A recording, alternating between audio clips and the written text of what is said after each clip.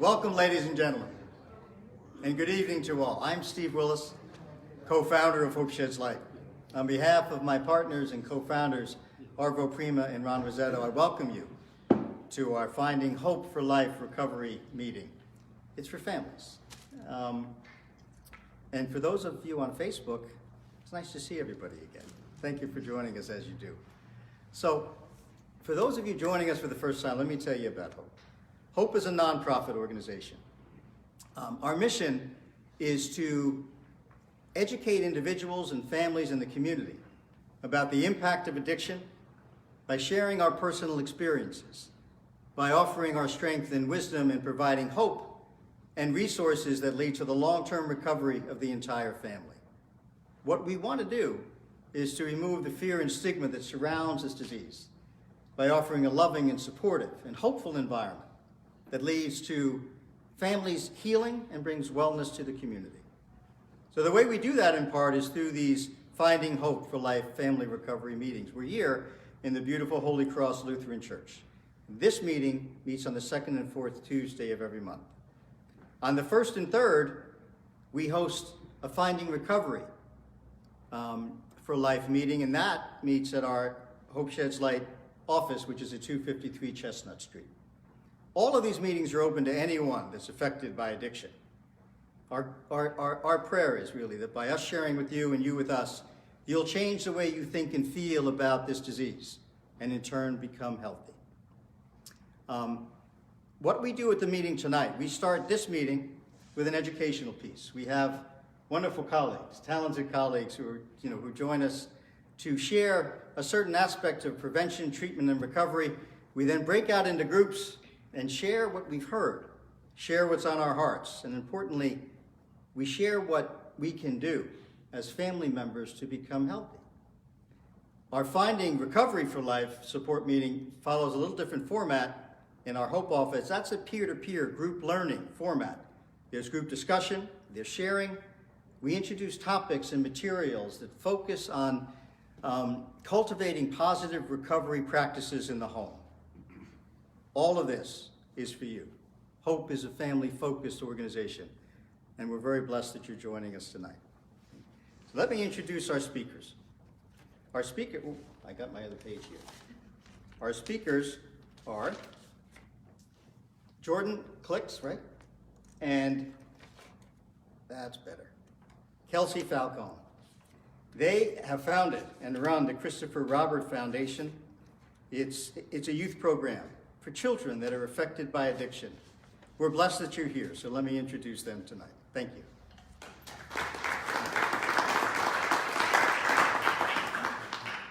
Thank you guys so much for coming out on this wonderfully, wonderfully rainy evening. We hope you can learn a little bit about self-love, since that's the topic for Hope this month. And seeing as Valentine's Day is around the corner, it's an appropriate topic. A little bit about who we are. I am a substance abuse counselor at Discovery Institute. I am a counselor in the outpatient program. And as far as our foundation goes, my daughter's father passed away in 2012 from a heroin overdose. 2 years later, we lost my late husband, her stepfather, from a heroin overdose.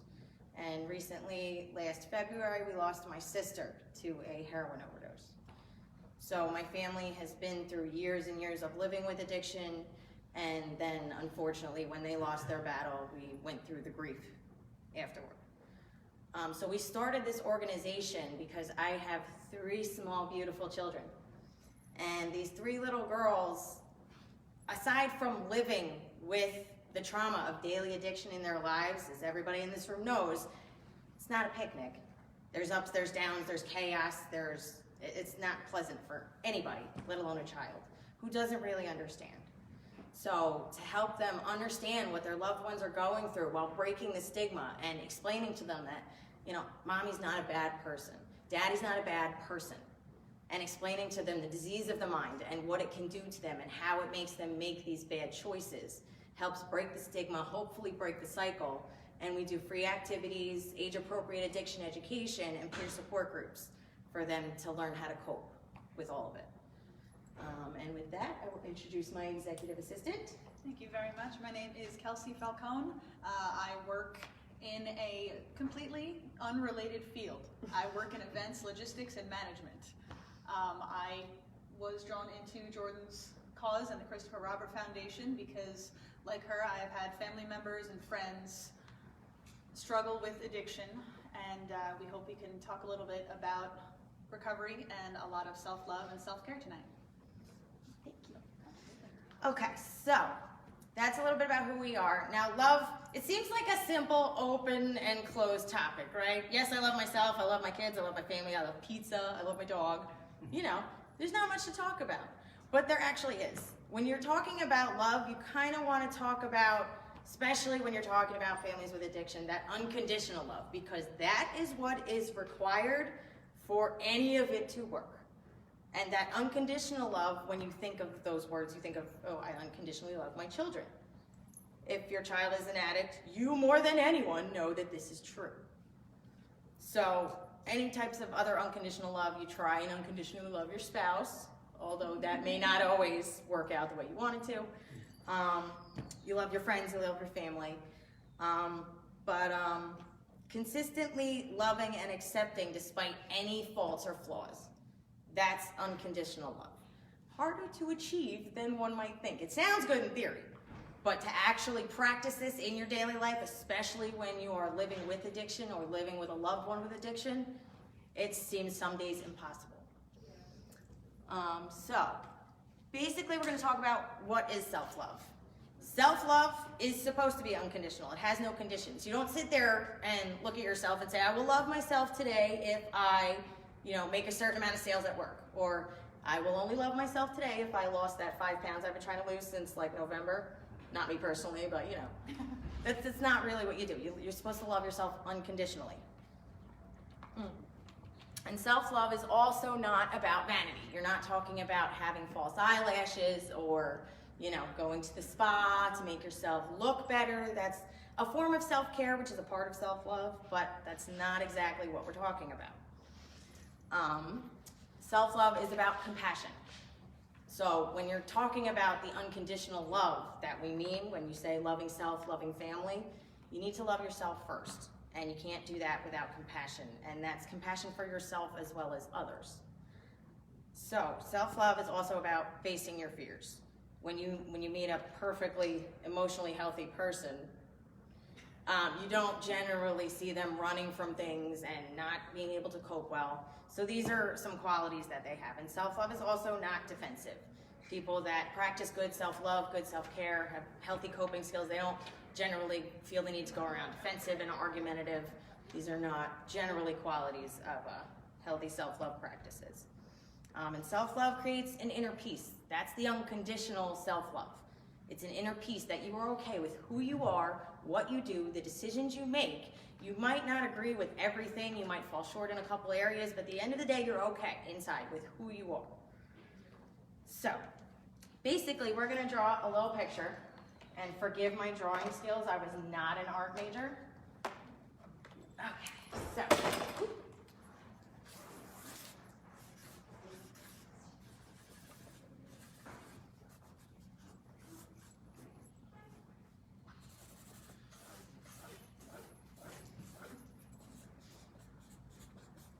I warned you about the art. This is Sally. Now this is Happy Sally.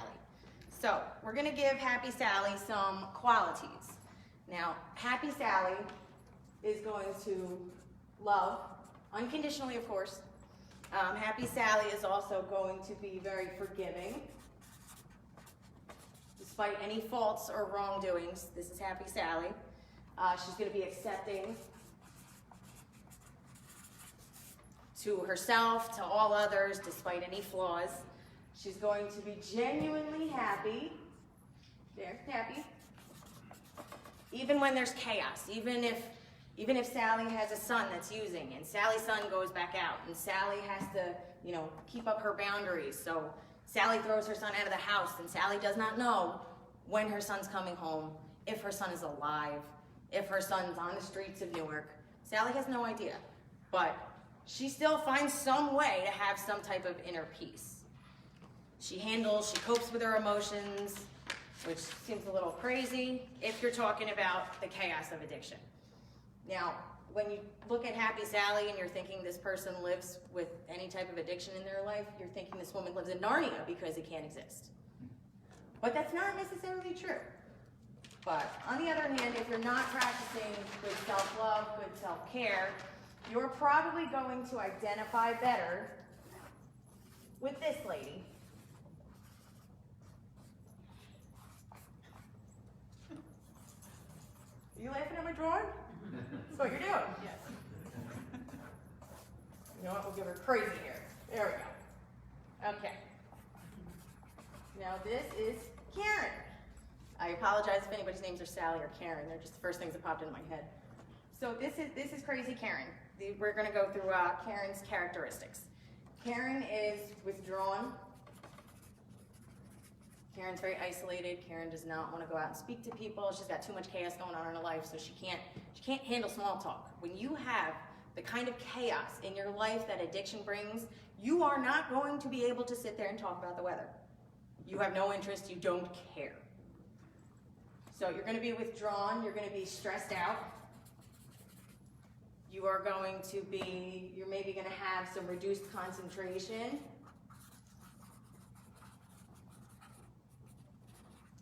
Reduced attention, because your thoughts, everything you have, your energy, your focus is all generally not on the whole self-love thing, so you're not going to look like Happy Sally. You might have rage, you might have anger. Anger is one of those wonderful accompanying side effects of living with addiction.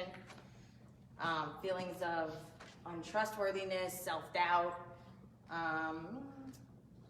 extremely hypocritical of self and others. Life is pretty much unmanageable if you're looking like crazy Karen. Now, you might think like, you know, there's some days I look like Sally. Some, when you can manage to pull it together. But if your loved one is in active addiction and there's chaos going on, or if you're in active addiction and the chaos ensues, self-love is really not a high priority. So, there's a couple steps that you can take to work on practicing self-love. I just want to know, show of hands real quick, who's a self-love expert? Who's great at doing this self-love thing? Self-care? Okay, a couple. I saw like two. All right, we're going to work. After this, you're going to be love experts, okay? You're going to love yourself and everybody else, unconditionally. That's what our goal is here. Okay, so. I'm too short for this. You need a smaller one. Okay, so. Step one is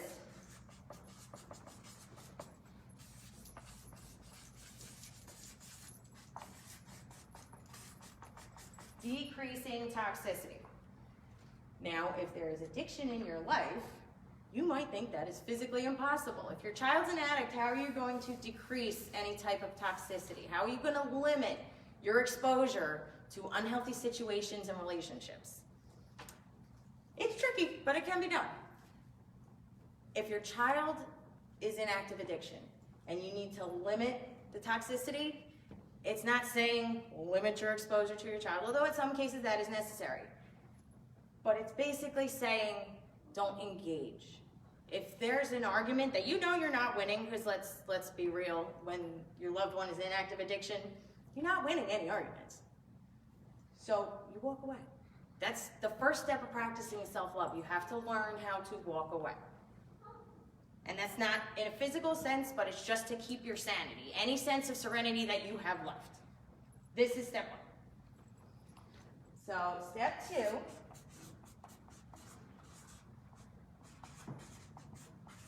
is pay attention to your thoughts. Now, if you're like, you know, crazy Karen, your thoughts are going to be going crazy because there's a lot of chaos, there's a lot going on. But if you pay attention to your thoughts on a daily basis, not your thoughts about your loved one, your thoughts about you, and you start to notice how many positive or negative thoughts you associate with yourself, and you start to count per day, you'll find yourself sometimes saying things that are not exactly positive. If you're saying, I'm too fat, I'm too skinny, I don't make enough money, I should have finished that degree, why did I even bother going to school, I'm not living up to my potential, my life is not fulfilling, I'm a failure, I'm not a good parent. These are thoughts that cross everybody's mind, especially if you're living with a loved one with addiction. If your child is using You are going to turn that on yourself at some point. Even though we know we're not supposed to, we do it anyway. So to minimize this, basically think of a room full of kids. If you have a room full of kids and you hear them saying those kinds of negative things to each other, is that going to be something that's acceptable? Are you going to tell them, don't say that, that's not right. Don't say he's a failure. Don't say he's too fat. Don't say he's too skinny. So if we teach children that that's not acceptable to say to each other, why is it okay that we say that to ourselves? It's not. It's the opposite of self-love. It's societally brought in. So step 3 is one of my favorites.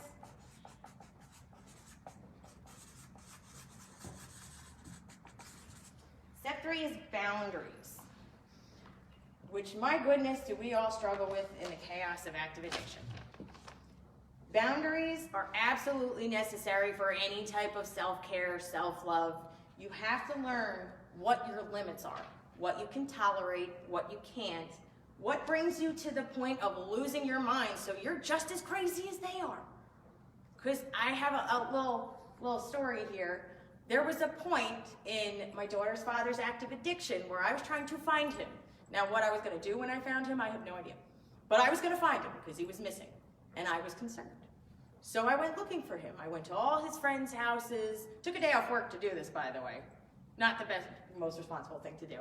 I went around looking for him. Eventually, I wound up trespassing on someone's property, kicking in their door because I knew he was in there and he would not answer.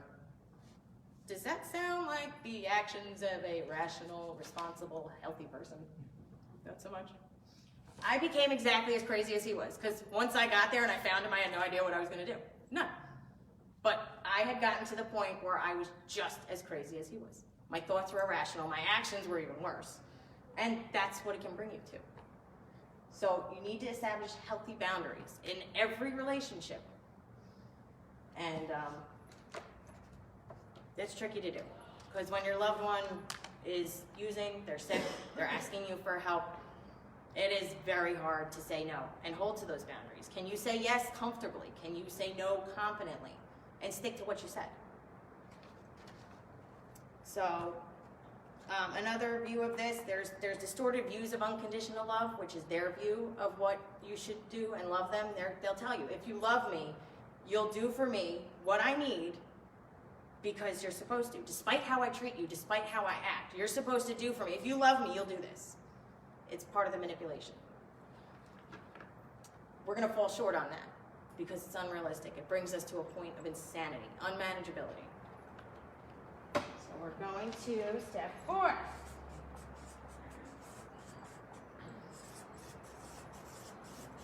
Step 4 is support.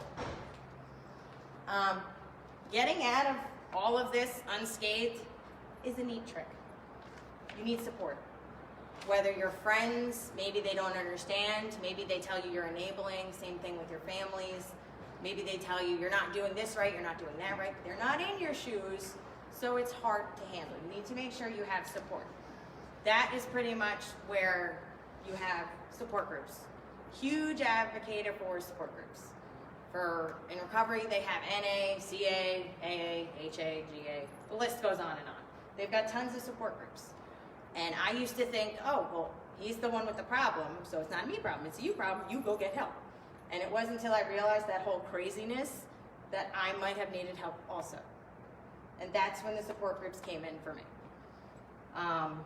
I started going to Naranon, there's Al-Anon, there's tons of other ones. Naranon and Al-Anon are basically the two 12-step support groups for family members.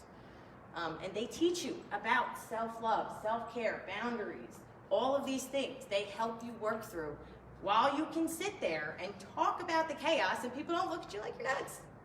It's a nice thing to have. Oh yeah, even just the literature. Let's say you're not comfortable and you get social anxiety being out in meetings because your loved one's addiction has just brought you to that point. Because I've been at that point. Even just the literature helps. Okay. Oh, we're on you. The next step, Kelsey's going to come up and talk a little bit about self-care. Just a little bit? A lot of it. A lot of it. A lot of it. All right. So I think anyone who has been to a lot of meetings, anyone who has ridden an airplane, and also anyone who has sat on a therapist's couch has heard the adage, you know, please, if trouble arises, put your own oxygen mask on first before helping others. And while I can guarantee you that that's not what the airlines had in mind when they put that into their safety briefing, it certainly applies, and there are plenty of parallels. Without your own solid foundation, without your own sanity, you don't have to be Sally. It's a little overreaching at times, especially in our hectic world, this hectic life. It can be a lot of fun, but it's also completely stressful. You absolutely have to practice self-care, especially when you or those you love are struggling with addiction. So I am going to kind of simplify self-care into 4 different groups. X stands for exercise, not relationships. We have food, we have sleep, exercise, and we have productivity. Now productivity, that is your work, that is your family life, your home life, your domestic chores. But when you are struggling with addiction as a family member or a loved one, you also have your meetings, you also have recovery, you also have interventions. You have plenty of things taking up more and more piece of this productivity pie. So can I ask very quickly, sleep, who, can I ask, gets, your recommended 8 hours of sleep every single night? Yeah, that's what I thought. One person out of a room full of people. So let's say that, let's make this a little more colorful here. It's actually more than I expected. So let's say that amount, maybe. Food, your basic food pyramid. This all goes into different aspects of self-care. That's your healthy fats, that's your proteins, that's your carbohydrates. Who pays attention to all of that on a daily basis and feels that they get their recommended servings of vegetables, even, every single day? I have 2 half hands. You're not even confident, right? Okay. Okay, so we're also going to fragment that over there. Exercise. Recommended is about 35 to 45 minutes, 2 to 5 times daily. I have 1, 2, that's a half a hand. All right, this one will give a little bit more. People seem a little bit more excited about that one because it's a great coping skill. Exercise, it could be yoga, it can be running, it can be jumping rope or mountain climb, whatever it is. Find it. It's a great cultivator for physical and mental strength. Do it. And then productivity. Who here is productive? Who goes to work every single day? Yeah, okay, thank you. Who deals with meetings? Who deals with lots of people? Yes. Okay. Who has a big family, or even a smaller family? Yep. Okay, so that's pretty much what we're looking at. And the things that you don't do here, this is going to bleed over. The time that you're not spending exercising, the time that you are not dedicating to eating right, to sleeping enough, the things that keep us up at night, that all bleeds out and takes away from your self-love, it takes away from your self-care, and overall it will eat into your productivity, much lower quality. And when you have people in your life that are addicts, struggling with addiction, any of it, or you yourself are, there's even more that goes into what is supposed to be only a simplified quarter of your life and your total self-care and your entire self-worth. Thank you. All right, so that is our, thank you, that is our step 5, from eating to sleeping. Different coping skills. We already went over a little bit of exercise. Meditation, if you are spiritual or religious. Music is a fantastic method of getting any type of emotion out. Essentially, the key with coping skills is to find what you love, find what is cathartic, and do more of it. And it'll help you balance everything else in life. I doubt any of us will be a Sally. I'm certainly not. But most of us should fall somewhere between Sally and Karen, hopefully more on the Sally side. Those were very cute, by the way. I like those a lot. Step 6 that we have here is gratitude. Gratitude is, what's that phrase? Gratitude, attitude for gratitude? It's something along those lines. I probably butchered that, my apologies. Okay. But it is a method of ascertaining what you have in your life, and this isn't as compared to other people. Comparisons for yourself and comparisons for other people can drive you insane. It's not worth it. Don't do it. But gratitude, in my family, we practice a gratitude bowl. We have a small stack of Post-it notes, and throughout the day, throughout the week, we write down what we're grateful for, we fold it up, and we toss it in. It's a fairly sizable bowl. On New Year's, we read them out together as a family, and then we either burn them or we toss them, whatever we feel like or how the weather's cooperating. But the point is to reflect and be consciously aware of the blessings that you have in your life, the things that you do have. And a lot of that is focusing your attention on what you can control. It's one of the steps, isn't it? Mm-hmm. Yes. The Serenity Prayer. That's the one. And with that, I think I'm handing the floor back to you. It pretty much starts with positive action. Positive action promotes positive thinking and vice versa. So let today be your first thought. Today, your first thought is to take one step tomorrow towards better self-care. Even when you go home, read a book you like. Don't worry about the chaos. Take a step back. So today can be your first thought towards your better self-love, self-care regimen. And towards Sally. I like Sally, I don't care. No, nobody's going to be a perfect Sally, especially not with what we deal with. But that's your striving. It's not the goal, it's the journey.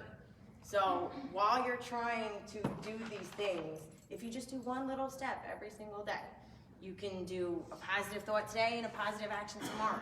Before you realize it, it starts to breed cognitive change. It'll change your behavior patterns, your thought patterns. That's how this works for recovery and for our kind of recovery. Both kinds of recovery. And I'm going to quote a PhD who wrote this book. He is the author of Dancing with Fire. It's called A Mindful Way to Loving Relationships, John Amadeo. And he said in this book, the greatest gift we can give another person is our own personal growth. So if you're living with a loved one with addiction, and you're trying to explain to them that there's a better way to live, and they know it, but they see you losing your mind day after day trying to help them, a much better solution for that entire situation is them watching you do it. If they see you taking a step back and going, I just can't do this right now, maintaining your boundaries, taking a step back and going to meditate for 15 minutes, going for a walk, listening to a song really obnoxiously loudly so they know that you're angry. No, I'm just kidding. And doing these little bit of things, and they see you overall calming down, which you both will. You'll see the change, they'll see the change. It starts to breed a type of positivity, and it helps change the family dynamic. And that's basically why we started the foundation that we started. Because the kids, we pretty much described as the forgotten victims of the opioid epidemic. These people that are going out, they're passing away. We're losing a lot of loved ones. On a daily basis, the numbers are so astronomical. I don't even quote them anymore because it makes me kind of sick to my stomach. They're leaving behind these kids. And these kids that grew up with this kind of coping skills, these kind of behaviors, watching mom, dad, aunt, cousin, brother, whoever it was, struggle every single day and live with that kind of chaos. That's going to fester. That's going to sit there. And a lot of people are like, no, we can't tell them the truth because it's too dramatic. They already know. They are well aware. So we teach kids about self-love in group. We teach them age-appropriate addiction education. We teach them how to learn how to love yourself. And if you do that, you can start loving others unconditionally, the way that you strive to, the way you're meant to. In religious and spiritual practices, that's the way they tell you that you're supposed to love one another and love yourself. Because if you're crazy Karen, you're not going to do much good for your addict. So start with a positive action today. Go home, journal, watch a movie, a positive, uplifting movie. It's literally one tiny little thing, and it starts to snowball. So thank you very much for coming out. I really appreciate it. Does anybody have any questions? Jordan, what age group of kids do you serve? We serve pretty much all ages. As soon as kids are cognitively aware of what's going on about age 5, you know, toddler can start to notice if mom or dad is stumbling, if mom or dad's high, drunk, if aunt keeps disappearing to hospitals over and over and over again, they start to become aware. So we start from age 5 and we go all the way up to age 18. So we have all kinds of groups and activities for them. We actually sponsored with a lot of activity groups for kids through Monmouth and Ocean County, and they come out and they volunteer their time and they do free activities with these kids. So we'll have an addiction education group, they'll have a peer support group where they talk to each other about what they've seen and what they've heard and what they don't understand. And we have facilitators to help guide the conversation, and then right after they have an activity.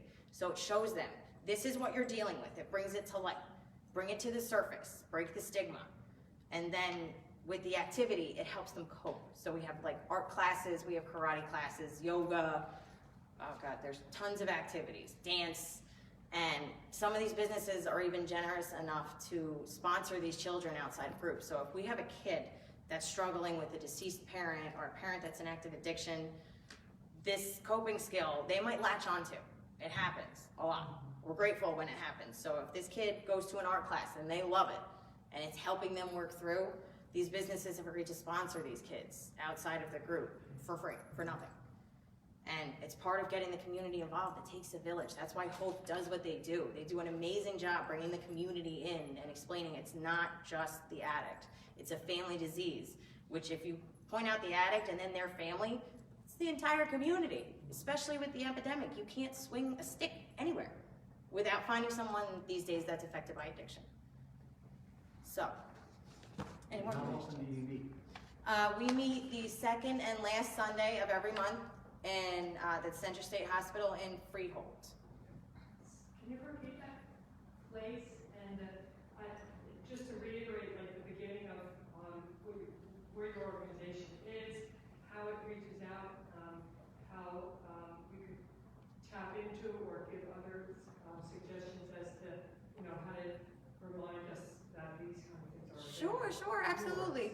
We gave Hope Sheds Light our information, so they have our resources, so they can refer us out to other people that need help with their kids. Also, it's called the Christopher Robert Foundation, and we meet the second and last Sunday every month at Central State Hospital in Freehold. The groups run from 1 to 3:30. They're about 2.5 hours. For the first hour, they do group. The parent or guardian is made very aware of what the group contains and to be aware for certain behavior changes and things like that, because the kids talk about some pretty traumatic stuff. And then they get to do an activity. We have a summer program where the kids are sponsored to go fun places, because a lot of these kids, they're now living with grandma, grandpa. You know, some of them don't have or never have had the opportunities to go do these fun kid-like things and just be a kid. Because I know my daughter, when she was younger, she grew up at age 5 when her father passed away. When she started seeing the trauma of addiction, the devastation, what it did to our family, she grew up then. And she lost a lot of that youth. And we're trying to break that cycle and help these kids get out of it and hopefully break the cycle of addiction, because that's the pattern. Parent, kid, you have a much higher probability of this child coping with an unhealthy way, with a substance.